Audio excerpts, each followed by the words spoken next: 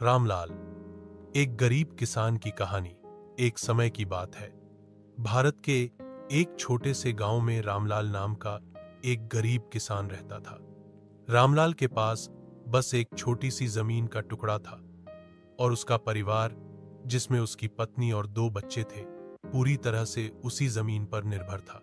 रामलाल सुबह से शाम तक अपने खेत में कड़ी मेहनत करता था। वह हल चलाता, बीज बोता और फसलों की देखभाल करता था, लेकिन अक्सर उसकी मेहनत का फल उसे नहीं मिल पाता था। कभी सूखा पड़ जाता, तो कभी बाढ़ आ जाती और कभी कभी कीट उसकी सारी फसल बर्बाद कर देते थे। इन प्राकृतिक आपदाओं के कारण रामलाल को अक्सर साहूकारों से ऊंचे ब्याज पर कर्ज लेना पड़ता था।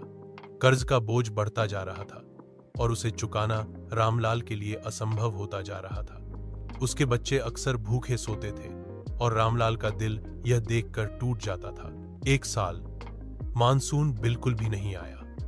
रामलाल की फसल सूखने लगी और उसे लगा कि अब सब कुछ खत्म हो जाएगा। वह बहुत निराश था, लेकिन उसने हिम्मत नहीं हारी। उसने अपने गांव के सरपंच से मदद मांगी और सरपंच ने उसे सरकारी योजनाओं के बारे में बताया, जो किसानों को सूखे से निपटने में मदद करती थी। रामलाल ने उन योजनाओं का लाभ उठाया। उसे सरकार से कुछ आर्थिक सहायता मिली और उसने उस पैसे से एक छोटा सा पंप खरीदा ताकि वह अपने खेत को पानी दे सके। उसने और भी मेहनत की और इस बार उसकी फसल अच्छी हुई। फसल बेचकर रामलाल ने अपना कुछ कर्ज चुकाया और अपने परिवार के लिए कुछ पैसे बचाए। यह उसके लिए एक बड़ी जीत थी। उसने सीखा कि भले ही हालात कितने भी मुश्किल क्यों न हो, उम्मीद और कड़ी मेहनत से सफलता मिल सकती है। धीरे धीरे रामलाल की स्थिति सुधरने लगी।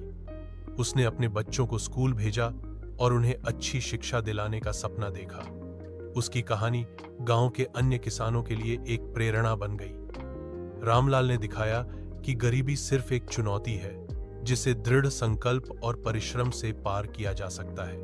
यह कहानी हमें सिखाती है कि जीवन में कितनी भी मुश्किलें आएं, हमें कभी हार नहीं माननी चाहिए और हमेशा मेहनत करते रहना चाहिए।